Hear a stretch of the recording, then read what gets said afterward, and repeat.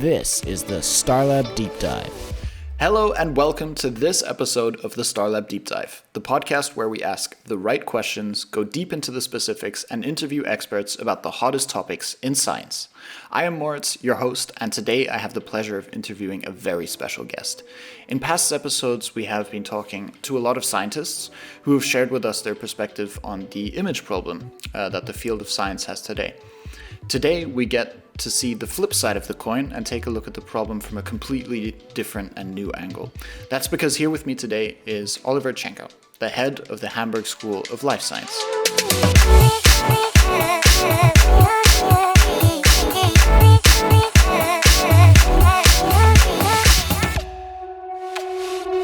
Oliver, thanks so much for coming and speaking to me today. How are you? Yeah, thank you very much, first of all, for giving me the opportunity here to talk to you. It's a very great pleasure to me. Yes, I'm fine. I hope you're fine as well. So let's start. Doing very well. Looking forward to our conversation here. Yeah, me too. So thanks for making some time to speak with me as well. I would love to get right down to business and sort of chat about the issues that we're seeing in the field of science right now. But I think that it would be a great idea to start with just a little bit about you as a person. And as I understand it, you are the head of the Hamburg School of Life Science. So what is it that you do exactly? Yeah, I'm the head of a school of Hamburg School of Life Science, but I'm not really a teacher or a principal in this case. So I'm a scientist, and that's where we come back together. So I studied chemistry, and now I'm here at the School of Life Science, and I think it's a pretty unique training program for students interested in biology and medical sciences or life sciences to become so-called biological technical assistants, or abbreviated BTAs, which are very skilled people in the lab, which are also very necessary for working in the lab because they all do all the jobs like performing experiments and so on. And I like to talk about a little bit about the phases or the structure of our training program, first of all. Yeah, definitely. Yes, please. So I think it's pretty unique in Germany, maybe in the whole world, and because it's a 2-year educational program, and the structure is in 3 phases. So the first phase is here right in our school. I would love to show you the school, but it's not possible in a podcast. So. Have to visit the website. We have our own biosafety level 1 labs here where the students can go from the classroom directly to the labs and back. So there's a lot of practice which we are doing here to prepare the students for their job afterwards. And this first phase goes around about 9 months. And then comes the training, the so-called training phase or practical phase, which is 1 year long. And in this 1 year, the students have to go to 3 different labs, and they can choose these labs individually. So it's an individualized education, and that's pretty unique. So they can choose from, we are a company from the University Hospital Hamburg-Eppendorf, UKE, University Medical Center, and this is the so-called possibility they can go to this lab, but they can also choose from other labs, like from the industry, like Starlab, to say, or like other companies like SGS, Eurofins, or so on and so on. And they can go to institutes or even to foreign countries. We have an Erasmus Plus program where the students can go for 4 months to countries like Spain, France, Finland, and so on, and which is also paid by this European Fund project. And this is very nice, I guess, for the students, and they like it very much. So in the last phase of these 2 years is the so-called test or certification phase, where they do their exams. Our main focus in our school are biology, microbiology, biochemistry, bioinformatics, and genetics. So this is what the main topics focus, and then they get their exam, and then I have to read this. They are so-called state accredited biological technical assistants afterwards, and then they can go and work in this job or study in life sciences, medical sciences, whatever, and can go on. And this is our structure of our school, and I'm very proud to be here the principal of this school. Really cool. 3 distinct phases to get students up to speed then. So the general education in the school, the practical phase, then you have the certification. I really like the idea of having a practical phase, especially working in real companies, also having the possibility to go abroad gets you out there and learning in much more of an applied sense. Definitely a unique approach, which is, I think, is very, very valuable. Now, you yourself, you said you're also a scientist, so I'd love to know a little bit more about how you got where you are today and what inspired you to get into the field. Would you say that your career choice was in part shaped by your education as well, like it is for these young people that take part in your school? Did you have science teachers that were particularly inspiring, for example, or what? Yeah, absolutely. Maybe I can talk a little bit about my curriculum vitae. So it's that I went to school in Niedersachsen in Germany, and where I was born in Oldenburg. And there I met a teacher, and he was very young and very motivated, and he had a different style of lecture, and this was pretty interesting to me and made me think about going into natural sciences, to chemistry, because it was our chemist lecture. And this teacher told us about a topic which is very, very theoretically and very hard to understand, because I know this because I try to give my knowledge now to our students here in our school about this topic, and I know that it's very difficult, and I studied chemist after going to school. But this teacher told us about the orbital theory and how molecules come together with their atoms, which are binding with covalent bindings. And this was so impressive, and he made it so clear to me. The facts were so clear that I decided, I would like to do this later on in my career pathway. And that's the reason, or that was the reason, that I studied chemistry in Oldenburg in Germany, and afterwards I decided to go from the chemist to biochemistry in a more directional way to the University Medical Center here in Hamburg, Eppendorf, UKE, and made my doctoral thesis in a topic about atherosclerosis and lipid metabolism.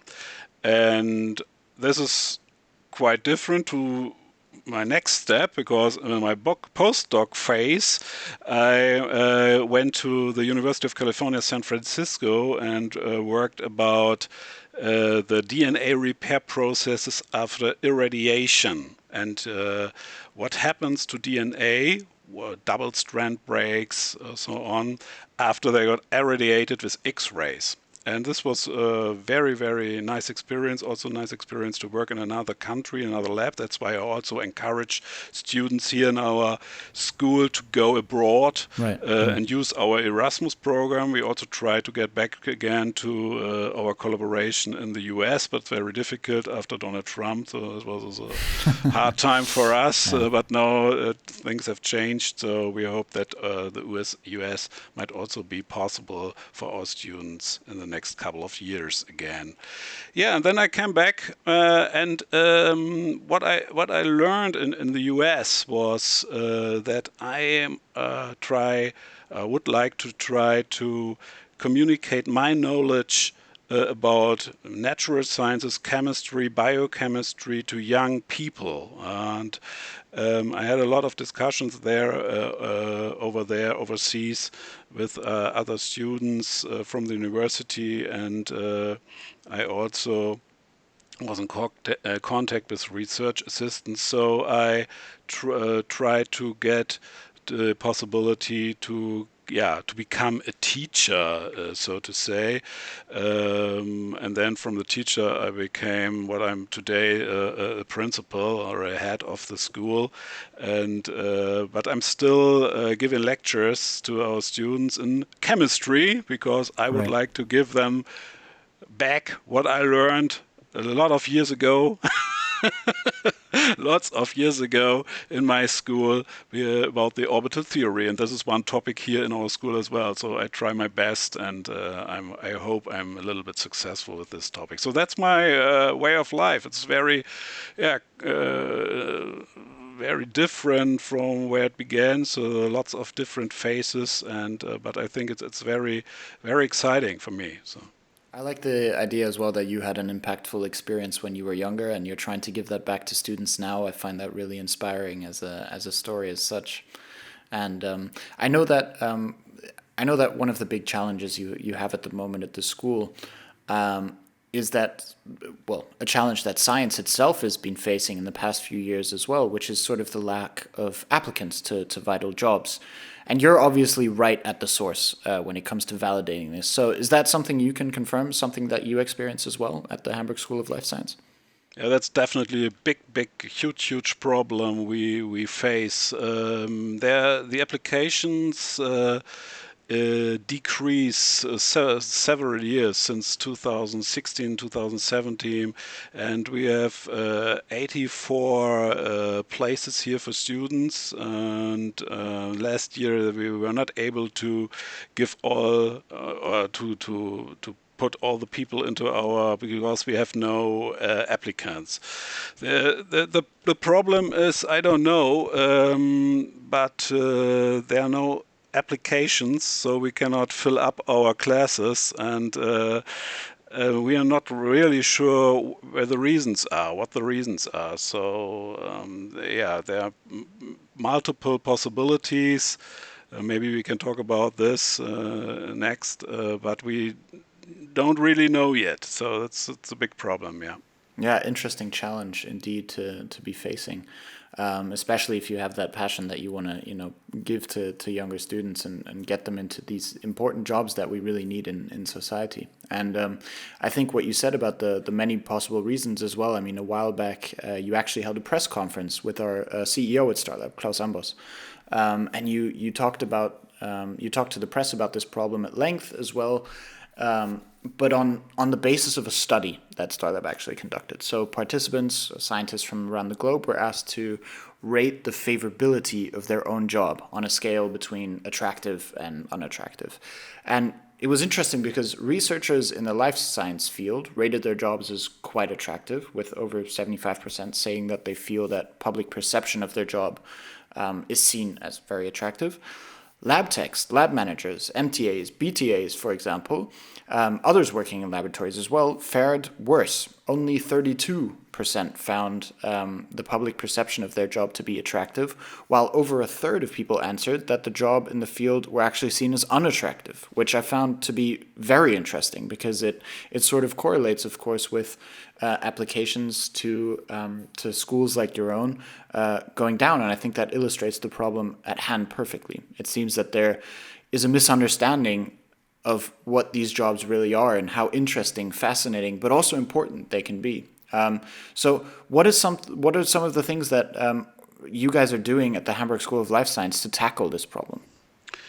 Yeah, we try several things. So first of all, in my eyes, the technical jobs are not boring, and people are not isolated in the lab and working on their own, and this is teamwork. But what we try to convince people about our job is that we go to the schools. We go into the schools and try to talk to teachers and the students there to convince them that working in a lab is much more interesting and much less boring than they think. So what we also do is that we go on fairs, that we have career days where we're going to at school, make presentations, go out there with our microscopes and show them some things in the microscope, like DNA or something like this.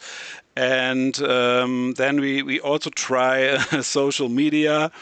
I was asked in the press conference on social media, do you have influencers working with you, and I have to say that might be a good idea, but tell me an influencer who might bring an advertising for a school of life science.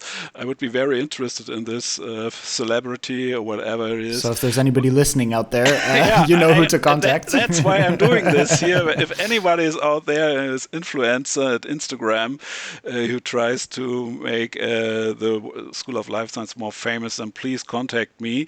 But I think this is pretty difficult. So we focus on advertising on Google, on Instagram and Facebook. These are things that we are actually doing. We have some success, but the success is not very, very great. So I'm not really convinced about this strategy, and I think it's not the only way we have to do to convince people out there that working in a lab is very important. And what we also said about in the press conference is the point that I was really shocked that there are teachers and people out there who try to tell students what they're doing after school, that they don't know anything about the job as of a BTA. So the job was not really, they did not know. Well, they do not know. It's not on the radar. Still not knowing this job, and this is very, very sad and shocked me, kind of. And we have definitely have to do more. Go outside, and I hope if when Corona is away, the Corona pandemic, that we are even possible to go out again to the schools and to fairs and something like this, because I guess that if you can talk in person to the people out there, it's much more successful than doing it in social media or in the internet. Mm-hmm. And I want to unpack what you said there real quick, because I think that something was really interesting. You said that when you're going into these schools, often the kids already have, or the people you're talking to, even teachers already have a sort of misconception of what these jobs are and how important they are and things like that. Do you have any idea where those misconceptions might come from? Why is it just a lack of exposure, or is there something else that's sort of shaping their idea of what these jobs can be? I have no, as I said, I do not really know. It's just fishing for the things. I have no idea. But what I can think of is that if you take a closer look, what is shown in the media about people working in labs, then they are. Yeah, the typical people are a little bit mad, standing there alone, working. Something is vaporizing in the glasses, in the bottles, and so on. And this is very very strange in my eyes, and maybe this manifested in their minds as well, and that's the reason why they do not really recommend these jobs, even if they know about these jobs. I don't know. I don't really know. It's hard to say. Mm-hmm. It's really hard to say. I think it was quite interesting, because in the study that Starlab did as well, one of the questions was, obviously this is a big challenge for the industry, and how can this be changed in your opinion? And we actually saw quite a few answers there. So one of the most popular suggestions in terms of a solution to the problem was better image of the industry. And I find that quite interesting, because it's one of the only industries that really needs to sell itself a little bit more, And I find that interesting as well, because that's exactly what you're doing by going out and talking to people and talking to kids and letting them know what it really entails, the job as well. So, I mean, we see that especially in times like these jobs are vital to our society. And do you see a change in the perception of your students from when they come in versus their third year, for example? Do you find that suddenly their eyes are open to what this job can be? Or do they already come in pretty clear on what they want to do and the applications of the job that they have chosen? Yeah, that's the same. Let's say that after the application of the students, we make interviews with the students here before they start the educational program or the training program. And we always ask, what is a BTA and what does a BTA actually doing in the lab? And the answers do not very convince me, because they do not really know what this job is really about. And after these 2 years, or even after the training phase or the practical phase, they're so excited, and they tell us, "Oh, I didn't know this. I had known it better. I had applied much earlier," and so on. So there is a change after this, and as you said, there's an image problem, but we cannot really solve, because this is the same. What the BTAs are really doing is so important, as you can see now in the corona pandemic. You can see they are doing the PCR in the lab. Yeah? They have the lab results deciding about the fate of a patient here in the University Medical Center, because the BTAs work in the medical center, in the labs, and it is so important, and it is definitely really a responsibility, a personal responsibility they have to show. And the requirements are so diverse. And what it's definitely not in my eyes is it's boring. It's not boring, because what we now see, Corona, we do not really know what comes next. Is there another pandemic? Is there another virus? Yeah, I hope not. But the BTAs are not only working on Corona pandemic, but they also work on cancer therapy, on atherosclerosis, on diabetes, all these kinds of stuff. And that's not boring. This is so important for the people who deal with these things. And I can only say, please, people, look at these. Look into the medical centers, go to the clinics, and have a deeper look what people are really doing there. And it's not only that they're doing the same, or it's routine or something like this. It's so much more, and it's so important for our whole society. And I think that's why we come back to the image problem. The society needs to see how important science and people working in the lab really are. And I guess my opinion is that in Germany it's so much more important for this whole society, because we have no resources like other countries, like oil or gold or I don't know, anything else. We have only our minds, and this is so important that the people go to science, that they see that this is a really important thing, and we need people who go into life sciences, medical sciences, biochemistry, whatever. This is the most important thing in my eyes, and our really point is to make it clear to the people out there that that is our future.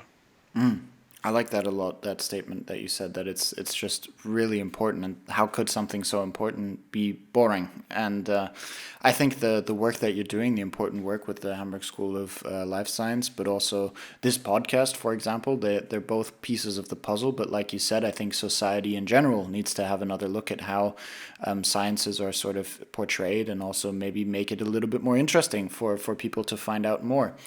And I find it personally really important to give people the tools in their early years of school to be critical, to ask more questions, to be naturally curious. And I guess curiosity is also such an important aspect of science.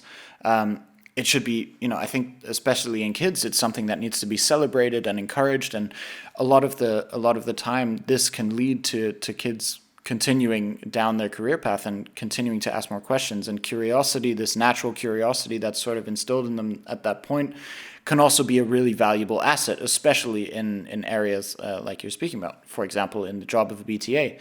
And I was just wondering if you look back at maybe also your own career path, but also your students now, what is a piece of advice that you would give them along the way to make sure that they take another look at science and also give it another chance in terms of a career path? Yeah, I guess what science really delivers are facts. And I think this is the most important thing, especially in a time of fake news and how fake news are celebrated by even politicians. So I think what I would like to give my students on the way is, please, the most important thing is questioning. Always question and try to find the real answers. And I think there are so many questions out there, and still you come even more, that you have to stay curious. And what I say to my students always is stay curious and be interested in what you are doing, and then you're very successful. And I think, as I said, but I would like to emphasize this again, is we live in a very difficult time right now with there are so many fakes and fake news everywhere, and science is the only thing that delivers facts, and that's why I believe in science and in nothing else. I like that a lot. That's, I think, a perfect note to end on here. Believe in science and in nothing else. Stay curious, keep asking questions, and that's exactly the spirit we want to embody at Starlab, but also in this podcast. So thank you so much for taking the time today to have a little chat with me. It was a pleasure. Thank you very much again. Yeah, you're welcome. It was really fascinating to get a little bit more insight from someone sitting right at the source of the problem, so to speak. And I really do hope that by doing this podcast and also through your important work, we are contributing a little bit to the solution. Although, of course, it's only a tiny bit, a tiny part of a big puzzle. I really hope that the work we're doing here is able to shift some perceptions away from the boring image that science has gotten, and back to how important it is for people doing it, but also for society. So thank you for being a part of this episode of the Starlab Deep Dive and sharing your thoughts with us. Yeah, thank you very much. Goodbye. Thank you to our listeners out there. I hope you enjoyed this episode. Also, make sure to tune in next time. If this was your first time listening to an episode of our podcast, make sure to head over to your podcast player of choice, give us a follow, a rating, or even drop us a line at Starlab International on Instagram to let us know what you thought. Thank you for listening, and see you next time on the Starlab Deep Dive.